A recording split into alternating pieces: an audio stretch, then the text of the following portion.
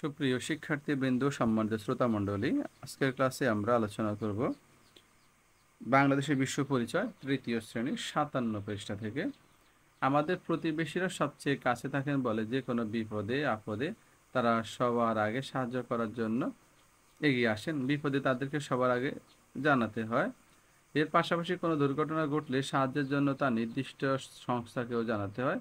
এজন্য কোন সংস্থা কোন সেবা দেয়, কিভাবে সেসব সেবা গ্রহণ করা যায় তা আমাদের জানা প্রয়োজন। তাহলে আমরা কীভাবে সংস্থাগুলো সাহায্য গ্রহণের জন্য দ্রুত যোগাযোগ করার জন্য কিছু হেল্প নাম্বার, লাইন নাম্বার আছে, হটলাইন ফোন নাম্বার আছে। যেমন ফায়ার সার্ভিস, অ্যাম্বুলেন্স এবং পুলিশের সেবা পেতে জাতীয় হেল্প ডেস্ক হিসাবে 999 চালু আছে। অর্থাৎ তোমাদের মোবাইলে 3-9 উঠে তোমরা ফোন দিবে। ফোন দিলে সেখানে হেল্প ডেস্কে, জাতীয় হেল্প ডেস্কে এটা যাবে। তখন তোমরা তোমাদের সমস্যা বলবে, হ্যাঁ আমার বাড়ি অমুক জেলায়, ওই অমুক উপজেলায়, গ্রাম এটা, বাড়ি এটা, বা আগুন লাগছে, এখানে এখন ফায়ার ব্রিগেডকে খবর দিতে হবে। তখন তারা জরুরি ভিত্তিতে ওই ফায়ার ব্রিগেডের সাথে যোগাযোগ করে এখানে পাঠিয়ে দেবে, বা হাসপাতালে কেউ অসুস্থ হলে সে খবরটা দিয়ে দেবে। তাহলে ফোন করার সময় বাড়ির ঠিকানা এবং প্রয়োজনীয় সম্পর্কে তথ্য দিতে হবে, না হলে তারা পথ চিনবে না। এই হেল্প ডেস্ক নির্দিষ্ট সেবাদানকারী সংস্থার সাথে যোগাযোগ করে সেবা পাওয়ার ব্যবস্থা করে। ফোন করা ছাড়াও নির্দিষ্ট সংস্থার দপ্তরে সরাসরি গিয়ে যোগাযোগ করা যায়। এখানে দেখো, এখানে ছবিতে একটা আগুন লেগেছে, তাহলে এখানে ফায়ার ব্রিগেড খবর দিতে হবে। এটা হচ্ছে হাসপাতাল, অ্যাম্বুলেন্সকে খবর দিতে হবে। এখানে হচ্ছে কি পুলিশ, তার কাছে বিভিন্ন সমস্যা পড়লে যেতে হবে। উপরের ছবিগুলো পর্যবেক্ষণ করে পরিবারের সুরক্ষার জন্য বিভিন্ন সংস্থা এবং সেসব সংস্থা থেকে যেসব সেবা পেতে পারি তা নিচে ছকে দেখি। যেমন হাসপাতালে আমরা কী ধরনের সেবা পেতে পারি? চিকিৎসা সেবা দেয়। ফায়ার ব্রিগেডে কি দেয়? আগুন নেভাতে সাহায্য করে। আগুন নেভাতে, তো এটা হচ্ছে আগুন নেভাতে সাহায্য করে। তারপর পুলিশ বাহিনী কি হচ্ছে? আইন শৃঙ্খলা রক্ষা করে। এবার আসি সেবা দানকারী সংস্থার সেবা পাওয়ার জন্য কি কি করা যায়। যেমন 1 নম্বর, হেল্পলাইনে যোগাযোগ করব। তাহলে সেখানে কি তথ্য দেব? বাড়ির ঠিকানা ও প্রয়োজনীয় আমি তথ্য দেব। সরাসরি যোগাযোগ করলেও সেখানে বাড়ির ঠিকানা এবং প্রয়োজনীয় তথ্য দিতে পারে। পরিচ্ছন্নতা রক্ষায় আমি, এখন আমরা কীভাবে পরিচ্ছন্ন রাখবো? গ্রামের এলাকাতে গ্রামের লোকজন, ছেলে মেয়েরা সবাই মিলে ঝোপঝাড় এগুলো পরিষ্কার করছে। মশা মাছি বা বিভিন্ন সাপ টাপ থাকলে এগুলো চলে যাবে। আর এখানে একটা স্কুলে শিশুদেরকে দিয়ে তারপর পরিষ্কার পরিচ্ছন্নতা অভিযান পালন করছে। নিশ্চয়ই তোমাদের বিদ্যালয়েও তোমরা এবার পরিষ্কার পরিচ্ছন্নতা কাজ করে, এটা হচ্ছে সামাজিক কার্যক্রমের অংশ। এটা দিয়ে স্কুল পরিচ্ছন্ন হয়। এবার উপরের ছবিটা পর্যবেক্ষণ করে নিচে প্রশ্নগুলোর উত্তর দিই। এগুলো কিসের ছবি? এগুলো হচ্ছে পরিচ্ছন্নতা কার্যক্রমের ছবি। এগুলো দিয়ে কি পরিচ্ছন্নতা পালন করা হচ্ছে। এখানে কাদের দেখা যাচ্ছে? তো আমরা প্রথম ছবিতে গ্রামের লোকজন দেখছি, আর দ্বিতীয় ছবিতে শিক্ষার্থী। দ্বিতীয় ছবিতে কি আছে? এখানে এই শিক্ষার্থীরা পরিষ্কার কার্যক্রম চালাচ্ছে। তারপর 3 নম্বর কি আছে? তারা কি করছে? তারা আশেপাশের পরিবেশ পরিষ্কার করছে, অর্থাৎ ময়লা আবর্জনা ঝোপঝাড় এগুলো পরিষ্কার করছে।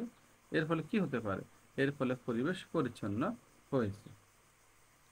এবার আসি আমরা, পরিষ্কার পরিচ্ছন্ন পরিবেশ সবারই পছন্দ। পরিবেশ পরিচ্ছন্ন রাখার অনেকগুলো সুফল আছে। কেমন সুফল? পরিবেশ তখন দেখতে সুন্দর দেখাবে, মশা মাছি জন্মাবে না, ধুলোবালি হবে না, রোগ জীবাণু জন্মাবে না, দুর্গন্ধ ছড়াবে না। এই জন্য পরিবেশ পরিচ্ছন্ন পরিবেশ আমাদের জন্য কি স্বাস্থ্যকর। আমাদের নিজ বাড়ির আশেপাশে অবস্থিত বা অন্যান্য বাড়িঘর, পাড়া প্রতিবেশী, গাছপালা, রাস্তাঘাট, খেলার মাঠ ইত্যাদি নিয়ে গঠিত হয় আমাদের নিকট পরিবেশ। তার নিকট পরিবেশ কি? বাড়ি, পাড়া প্রতিবেশী, গাছপালা, রাস্তাঘাট, খেলার মাঠ, এগুলো নিয়ে আমাদের নিকট পরিবেশ গঠিত। এই নিকট পরিবেশ হচ্ছে আমাদের বসবাস।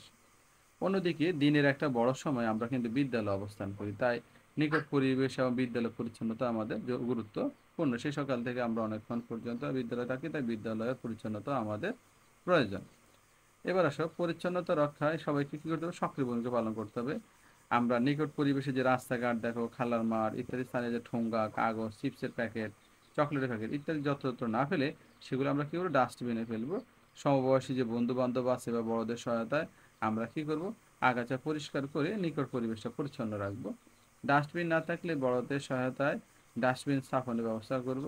একইভাবে বিদ্যালয়ের যে করিডোর আছে মানে বারান্দা, তারপর আঙ্গিনা মানে বিদ্যালয়ের মাঠ ইত্যাদি স্থানে কাগজের টুকরা বা এই জাতীয় কিছু পড়ে থাকতে দেখলে তা কুড়িয়ে ময়লার ঝুড়িতে ফেলবো। বিদ্যালয়ে ওয়াশ ব্লকে ব্যবহার করার পর বিদ্যালয় ওয়াশ ব্লক টয়লেট ব্যবহার করার পর্যাপ্ত পানি দিলে আমরা তা পরিচ্ছন্ন রাখবো, না হলে আমার আরেক বন্ধুর কষ্ট হবে। নিকট পরিবেশ এবং বিদ্যালয় যেখানে সেখানে কপ থুতু ইত্যাদি ফেললে তা আবার অপরিচ্ছন্ন হয়ে পড়ে। বিভিন্ন বিদ্যালয় পরিচ্ছন্ন রাখা সমান গুরুত্বপূর্ণ। তাহলে আমাদের বিদ্যালয়ের পরিচ্ছন্নতা করা এবং পরিচ্ছন্ন রাখার অভ্যাসটা আমাদের গড়ে তোলা প্রয়োজন। এই বিষয়ে অন্যদের সচেতন করা প্রয়োজন। শুধু আমি একলা সচেতন হলে হবে না, বন্ধুদের সচেতন করতে হবে যে এগুলো নোংরা করা যাবে না। এই কাজগুলো একা করাচ্ছি, অন্যদেরকে সাথে নিয়ে করা বেশি কার্যকর। নিজে একলা তো করা সম্ভব না, অন্যদেরকে সাথে নিয়ে উদ্বুদ্ধ করে আমরা কাজগুলো করব। যেমন আমাদের নিকট পরিবেশ পরিচ্ছন্ন রাখার জন্য আমার করণীয় কি তা আমরা ছকে লিখব।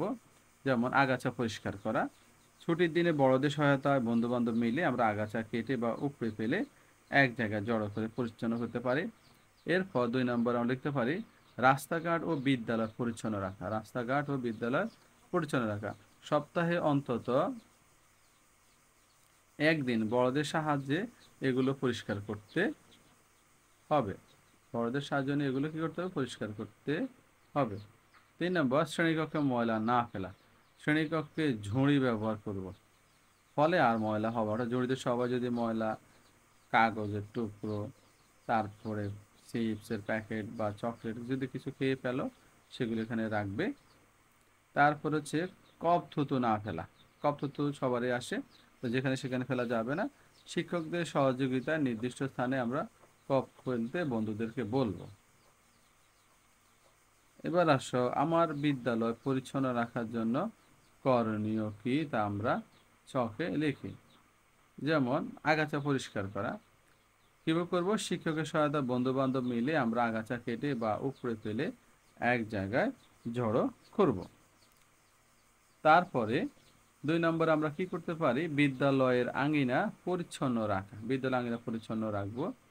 শিক্ষকের তত্ত্বাবধানে বন্ধুরা মিলে ময়লা পরিষ্কার করবো। আমাদের একজন শিক্ষক থাকবেন, তিনি আমাদেরকে পরামর্শ দেবেন কি কি কাজ করতে হবে, সেভাবে আমরা ময়লা আবর্জনা পরিষ্কার করব। এবার সহজতে আমরা ওয়াশ ব্লক ব্যবহার করি, সেখানে কি করতে হবে? ওয়াশ ব্লক পরিচ্ছন্ন রাখা।